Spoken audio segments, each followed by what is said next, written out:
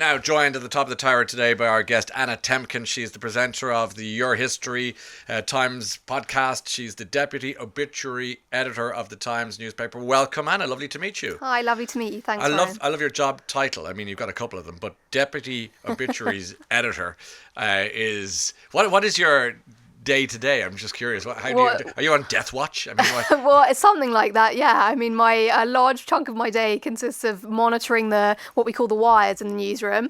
Old school. Or keeping an eye on any news alerts and anything that we need to, any breaking news that we need to respond to. Yes. Okay. Who gets an obituary? Who is entitled to have their story told at the back of the newspaper or now online, of course? Who makes the cut? Okay, so that is a question I get asked a lot. Yeah. I would say, broadly speaking, it kind of falls into two categories. Yeah. First of all, you've got the kind of household names, the people who are so famous and so well known in public life. Famous dead people. Famous dead people, Okay. exactly. A second camp is what I like to call the sort of ordinary but still extraordinary names. So people who probably won't be familiar to our readers or your listeners, but who we feel have made some kind of interesting contribution to society, and therefore they're worth knowing about. Maybe a pillar of society, but not the keystone. Exactly. Okay. Looking at today's Times, you've got a guy called Jürgen Moltmann, who is an eminent theologian whose discovery of faith as a German soldier in the Second World War profoundly influenced his writing. Never heard of him, even though I read my books and I love history. But there you are. That's his story. And then you've got Sir Martin Jacom, a distinguished merchant banker who was an architect of the Big Bang and advised the government on the privatisation of British Telecom.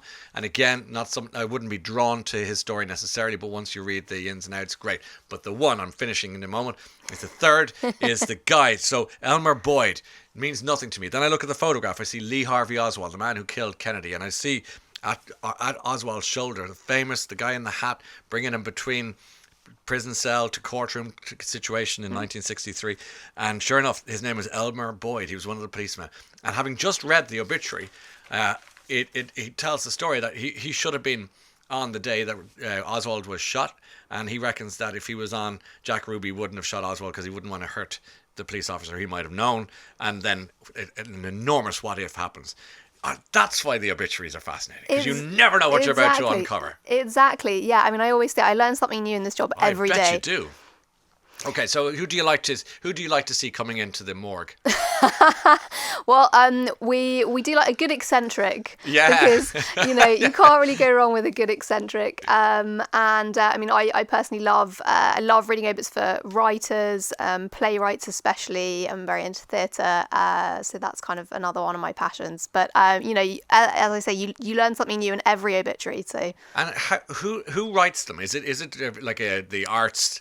Editor writes the arts dead person and equally the military. Do you know what I'm just saying? Is that how it's done? Because they're never credited, which I always think is interesting. Yes, exactly. They're anonymous. They're deliberately anonymous, and the idea behind that is really so that this person's life speaks for itself. It's deliberately not attributed to an author because we don't want it to be the author's version of that person's life. It's really the Times record of that person's life. Yeah. So can you tell us broadly who writes them? Yes, broadly who writes them. We have a team of staff writers who are very versatile and have lots of different specialisms and can generally turn their hand to anything. We also have certain specialists who we commission from outside. Obviously, we have a particular military obituarist who's got great connections, really knows his stuff. And we have a music specialist who's our kind of go-to guy for all the big rock stars. Yes. So, yes, we do. We obviously have specialists on hand. What happens when an unsavoury person dies? Somebody who's been a wicked, evil, vile.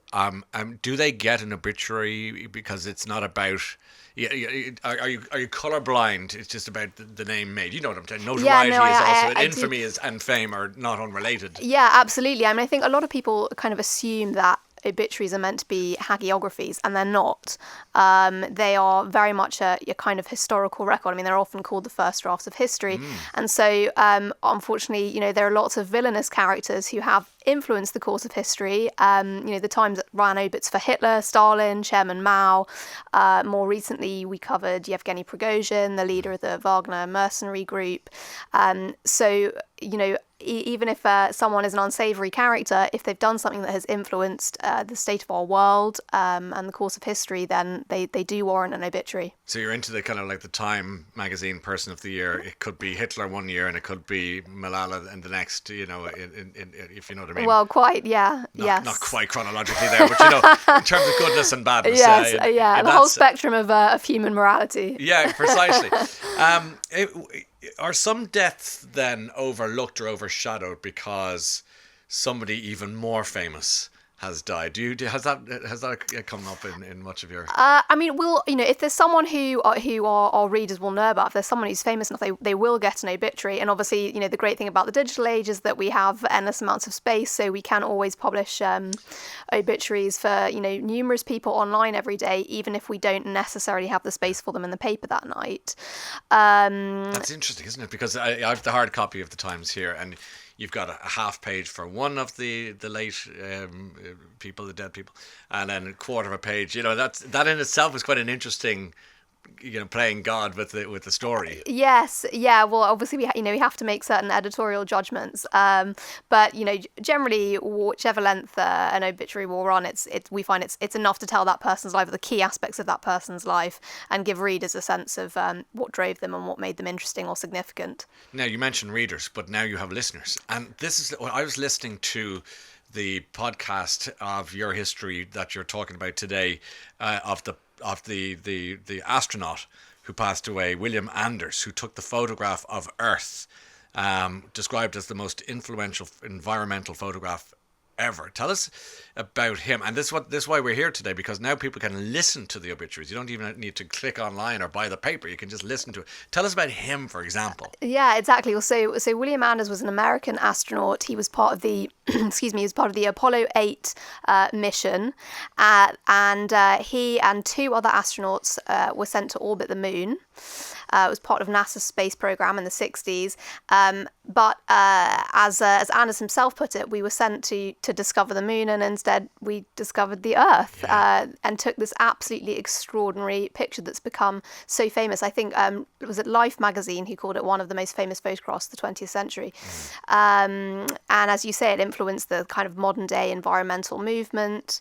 And it was kind of ironic, really, that he actually became famous for something totally different to what he thought he would. And it says it in the podcast, in the obituary, that, you know, he was a Cold War warrior, or a cold warrior if you like, who had certain ideas about the planet, and then he went and saw the planet from above and said, why can't we all get along? That place is tiny.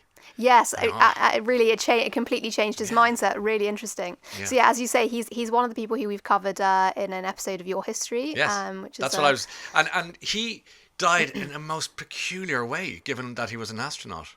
Yes, that's right. He died in a plane crash. Tragically, he was still flying in his 90s.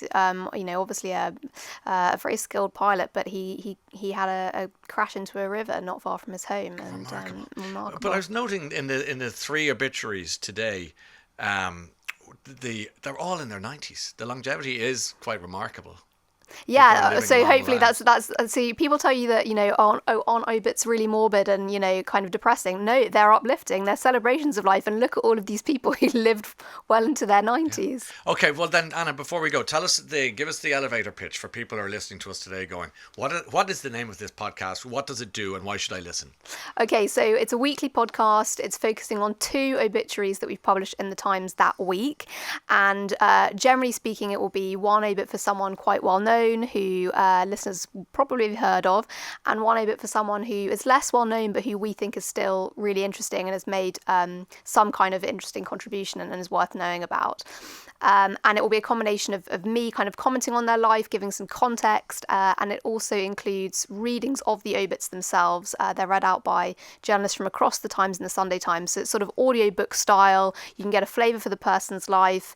You hear about their life story, you know, whilst you're on the go. It's a different way of consuming the obits pages. Well, I just loved it as a history guy. Loved it as a newspaper guy. I loved it. I think you're brilliant at what you do, and I clicked follow series straight away as soon as I started listening to it. Thank you very much. Congratulations on it. Good luck with it all, and thanks for coming to see us today. Thank you, Ryan. Anna Temkin joining us live at the top of the tower. Virgin Radio.